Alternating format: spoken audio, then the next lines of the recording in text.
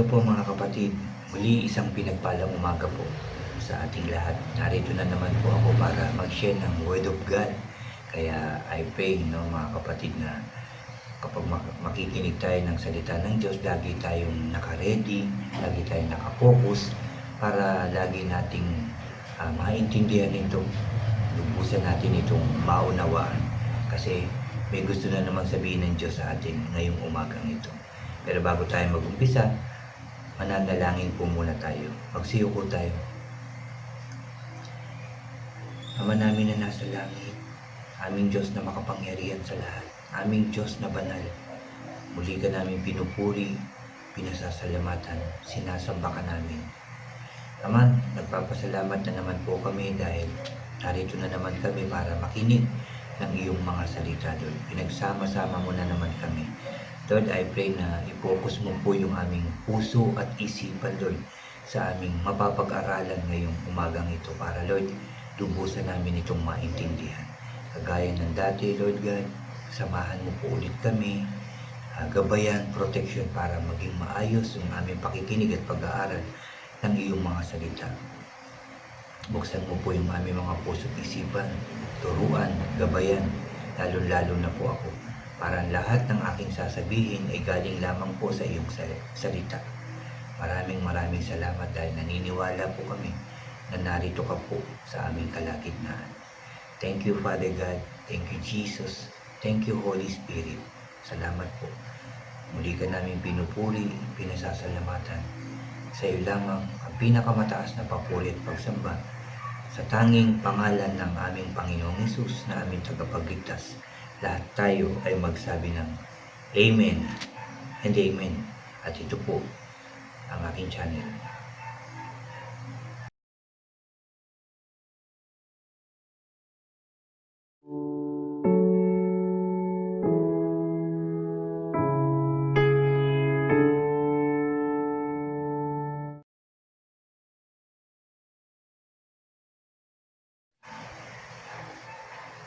Hello po ulit at isang pinagpalang umaga po muli mga kapatid.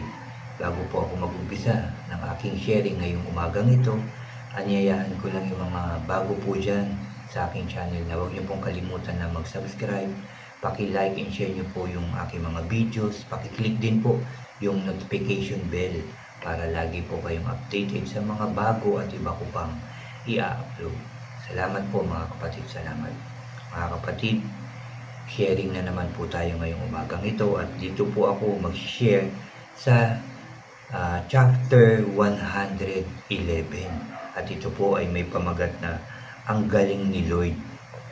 Dito po ako dinala ng aking devotion sa verse 4 hanggang 6, tapos talon po tayo ng verse 10. Ulitin ko lang, chapter 111 verse 4 to 6 and verse 10 po. At ito po ang sabi: sinisiguro ni Lord na di natin malilimutan ang maganda niyang ginawa. Sobrang bait niya at maawain.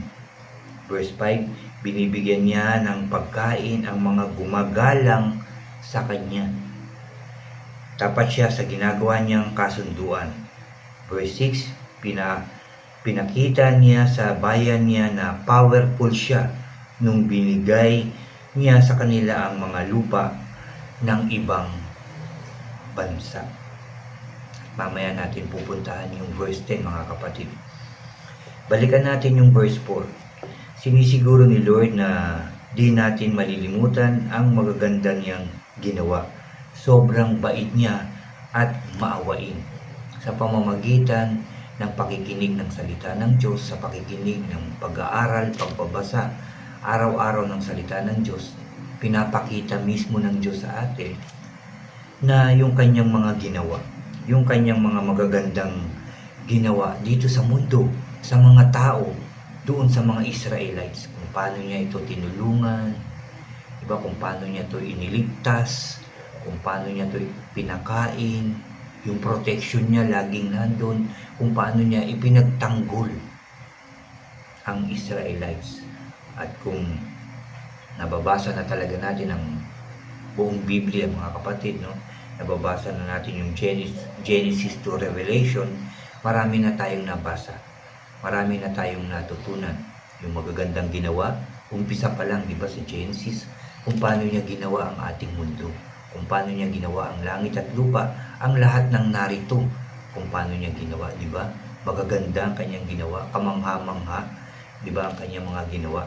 Tapos tuloy-tuloy nabasa na natin hanggang dito sa Psalms na ating pinag-aaralan ngayon, pinapakita at pinapaalala sa atin ng Diyos kung paano niya niligtas ang mga tao noon, ang kanyang mamamayan, kung paano niya ito inalagaan, yung protection, ginabayan, yun nga ipinagtanggol, no, nauuna pa mismo ang ating Diyos sa pakikipaglaban sa mga kalaban, sa mga yung mga pinapaalis ng Diyos sa mga bansa para ibigay ito sa kanyang mamamayan. Na makikita natin dito, di ba, napakabait ng Diyos. Pinagtatanggol sila samantalang marami sila. Pwede naman sila na lang ang makipaglaban, pero talagang tinuturo ng Diyos kung paano gagawin nila, kung saan sila pupunta, kung anong gagawin nila, tapos makikipaglaban ng Diyos para paalisin yung mga nakatira doon at para ibigay sa kanila. Diba, napakabuti talaga ng ating Diyos. Verse 5, binibigyan niya ng pagkain ang mga gumagalang sa Kanya. Tapat siya sa ginagawa niyang kasunduan. Nakipagkasundo talaga ang Diyos, diba? At lagi niya itong naaalala. Bagamat laging nagkakasala ang Israelites, nagkukulang, nagkakamali, tumatalikod, sumasamba sa mga Diyos-Diyosan, pero hindi nakakalimutan ng Diyos ang kanyang kasunduan sa Israelites. Naalala niyo yun? Kapag tumawag na, kapag nahirapan na ang Israelites, nalungkot, nung nangailangan ng tulong ng Diyos, nandyan kagad ang Diyos. Pinapakinggan sila, tinutulungan sila kasi naririnig ng Diyos ang lahat. Nakikita ng Diyos ang paghihirap, ang pagluha ng mga taong nagtitiwala, lumalapit, at gumagalang sa Kanya. Di ba? Sabi nga, binibigyan niya ng pagkain ang mga gumagalang sa Kanya. Patuloy niya itong tutulungan. Nagkamali, pero nagsisi ka, nagbalik loob, umiyak ka, lumapit ka sa Diyos, bibigyan ka niya uli, tutulungan ka niya, kasi ganun kabuti ang ating Diyos. Kagaya nga dyan, sinabi nga, hindi nakakalimutan ng Diyos ang kanyang kasunduan. Forever yun na maaalala niya yun. At verse 6, ipinakita niya sa bayan niya na powerful siya nung binigay niya sa kanila ang mga lupa ng ibang bansa. Ito nga yung nabanggit kanina na tinutulungan ng Diyos, nakikipaglaban ng Diyos ito sa mga bansa, sa mga lugar na ibibigay niya yung lupain para sa kanyang mamamayan. Nakikipaglaban ng Diyos. Pinapaalis niya ito para yung kanyang mamamayan ang titira sa lugar na yun, sa bansang yun.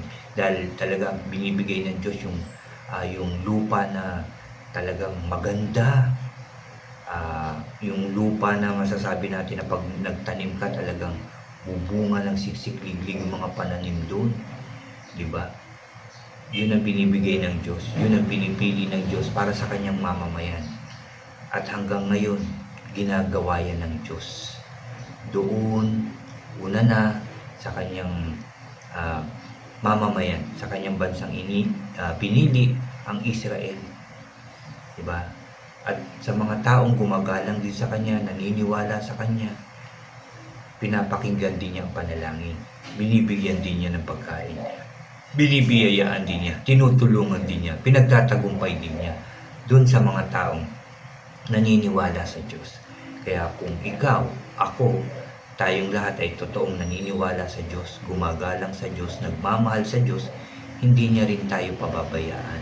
Tutulungan din niya tayo, gagabayan din niya tayo, poproteksyonan din niya tayo kung naniniwala tayo. At lalong-lalo na kung susunod tayo sa mga utos at tuntunin ng ating Diyos. Nang galing sa puso, hindi yung sanguso, hindi yung magalang ako kay Lord, pero hindi naman. Sumusunod ako kay Lord, pero hindi naman. Sa bibig lang nakikita pero hindi nakikita sa buong pagkatao, dun sa pagkilos, dun sa pananalita, hindi nakikita na totoong gumagalang sila sa ating Diyos. Kaya itong pag-aaral na to, tinuturo sa atin na magbasa tayo kung gusto nating makilala ng lubusan ng Diyos. Magbasa tayo ng Biblia. At kapag nabasa natin ito, isabuhay natin. Hindi basta nabasa lang, tapos na. Hindi. Babalik-balikan natin ito. Isasabuhay natin ito. Mananalangin tayo. Lord, ano pong ibig mong sabihin? Ano po yung gusto mong sabihin sa akin dito sa salita mo? Mananalangin tayo, hihingi tayo ng tulong lagi sa Diyos. Para talaga makilala natin ang Diyos. Susunod tayo sa kanyang mga inuutos, sa kanyang mga tuntunin. Doon sa daan na tinuturo niya sa atin, yung daang matuwid, doon tayo dadaan para lubusan natin siya makilala at matanggap natin yung kanyang mga pangako. Napakaraming pangako ng ating Diyos. Marami na tayong nadinig, marami na tayong nabasa. At kung gusto nyo pang malaman ang lahat, magbasa rin tayo araw-araw mga kapatid. Bigyan natin ng oras ang pagbabasa ng Biblia. Bigyan natin ng oras ang Diyos na kausapin po tayo. Hindi lang yung lagi lang tayong hingi, laging tayo nakikipag-usap sa Diyos. Diba? Hingi ng hingi ng hingi ng hingi. Pero hindi naman tayo nagbabasa. Hindi naman natin hinahayaang magsalita ang Diyos sa ating mga buhay. No? Sa ating mga sarili, sa ating mga puso at isipan. Hayaan natin magsalita ang Diyos at pakinggan natin ito. At dito nga po sa verse 10, sinabi po dito, sa paggalang kay Lord, nagsisimula ang pagiging marunong. Ulitin ko, verse 10. Sa paggalang kay Lord, nagsisimula ang pagiging marunong. Lahat ng sumusunod sa utos niya, gumagaling mag-isip. Dapat purihin ang Diyos forever. Ulitin ko ulit mga kapatid, napakaganda nitong verse 10. Sa paggalang kay Lord, nagsisimula ang pagiging marunong. Lahat ng sumusunod sa utos niya, gumagaling mag-isip. Diba? Sa paggalang kay Lord, nagsisimula ang pagiging marunong. Ginagalang mo na siya, sinusunod mo na siya, natututo ka. Diba? Nagiging marunong ka. Nalalaman mo yung tama at mali. Yung mga hindi dapat. Yung mga dapat gawin. Diba? Ganyan kasi ginagalang mo na, lagi ka nagbabasa. Ito sabi ni Lord, dapat hindi ko gawin pala magsalita ng hindi maganda. Hindi ko pala dapat gawin ng manakit ng kapwa. Hindi ko pala dapat gawing pumatay, pagsinungaling. Yan ang mga dapat, di ba? Pag natutunan na natin yan, gumagalang ka na kay Lord kasi matalino ka na, marunong ka na. Kaya ano pa ang sabi niya? Lahat ng sumusunod sa utos niya, gumagaling mag-isip. Diba sinusunod na natin yung utos niya eh. Mag-share ka ng Word of God, manalangin ka araw-araw. Yan din ang sasabihin mo sa iyong kapwa, sa iyong mga mahal sa buhay pag may suliranin. Lapit tayo kay Lord. Di siyempre na, galing naman ito mag-isip. Puro Word of God yung pinapayo sa akin. Napakaganda, di ba po?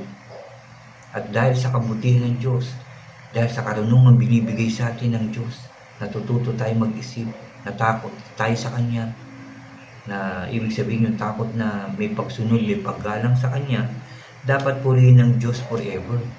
Dahil gusto niya marunong tayo. Ayaw niyang maging mangmangan lahat ng tao.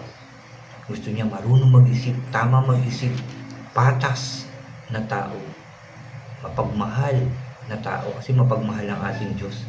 Yun ang gusto niyang mangyari sa lahat ng tao. Pag yan ang ginagawa natin, masasabi na natin talaga na marunong siya. Matalino siya. Yung talinong galing sa Diyos, hindi yung talinong galing sa sarili natin. Diba? So yan po ang tinuturo sa atin. Sabi nga sa pamangkat, ang galing ni Lord. Diba? Ang galing ni Lord. Gusto niya magkaroon ako ng takot. Gusto niya gumalang ako para matuto ako mag-isip ng maayos, ng tama. Para matuto ako, para maging marunong ako. Para yung wisdom nasa akin. Yun ang gusto ng Diyos sa atin. At kapag sinunod natin ang Diyos, at kapag inuna natin ang Diyos, ang pagpapala ay laging nasa atin. At hindi lang basta pagpapalang pagkain, inumin, kundi lahat. All these things shall be added unto you. Lahat ng pangangailangan mo. Kaligtasan, kalakasan, yung walang sakit at karamdaman, maayos, maganda, payapang, pamumuhay, masagana, ibibigay yan ng Diyos. Kung uunahin mo siya, kung susunod ka sa Kanya. Yan po ang tinuturo sa atin ng Diyos. Napakaganda, di ba po? Napakasarap makinig ng Word of God araw-araw. Lalo na, yung maaga pa lang, nag-umpisa tayo sa panalangin, nag-umpisa tayo sa pakikinig ng salita ng Diyos. Tapos nanalangin, di ba? Parang ang sarap ng kumilos dahil naniniwala tayo na nandyan ng Diyos kasama natin, katabi natin. Ginagabayan tayo, yung protection niya nandyan sa loob at labas ng ating tahanan, pati sa ating pamilya, sa ating mga mahal sa buhay, sa ating mga kapatid sa pananampalataya.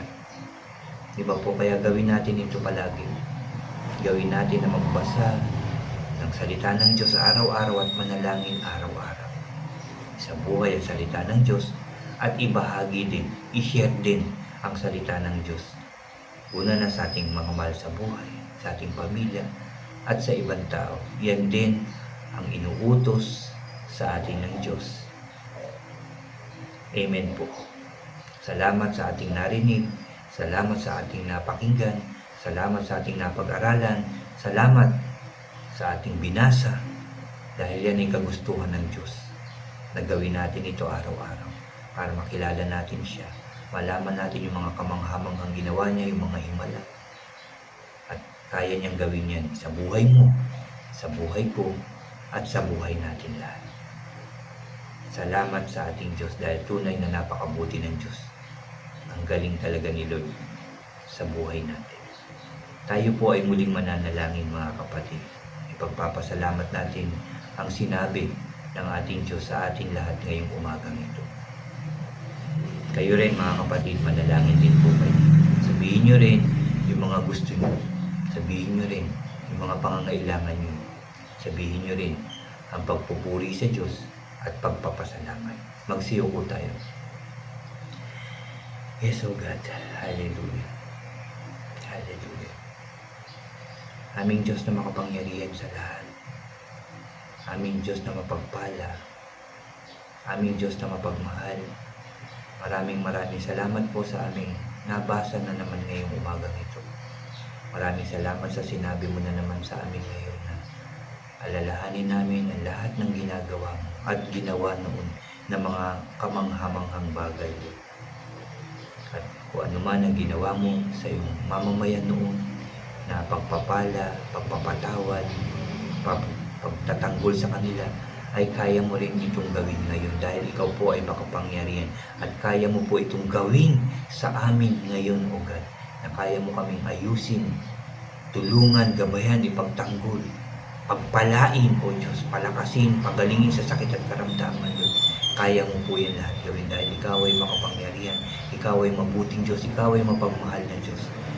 Gagawin mo po ito kung kami po ay gagalang sa iyo, susunod sa iyo, Lord. In Jesus' name, Lord, magawa namin ito. Sa pangalan ng Panginoong Jesus, masunod namin ang lahat ng ito, Lord. Ang lahat ng inuutos mo, ang lahat ng sinasabi mo, Lord God, isabuhay namin, pakinggan namin at ibahagi namin sa ibang tao.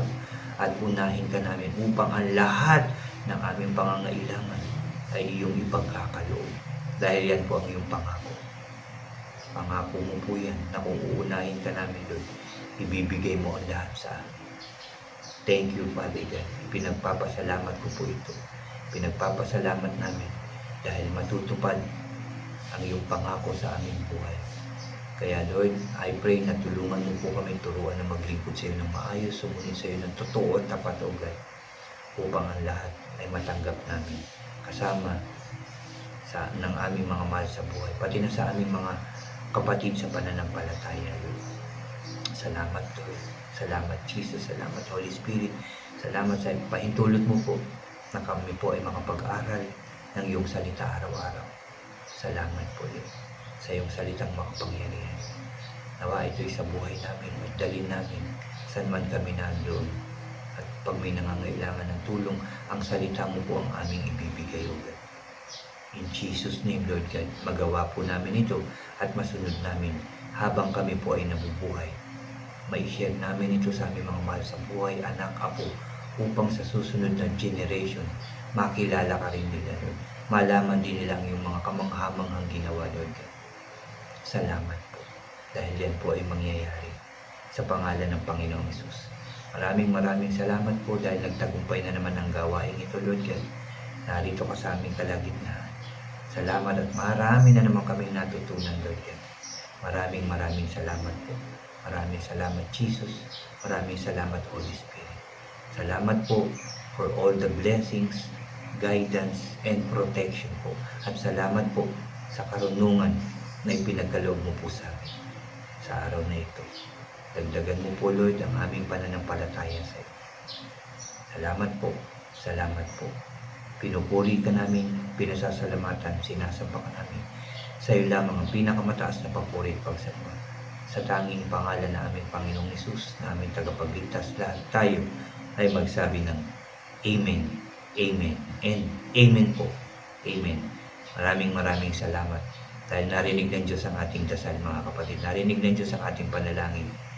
At ipagkakaloob niya ang lahat ng ating hiningi sa Kanya.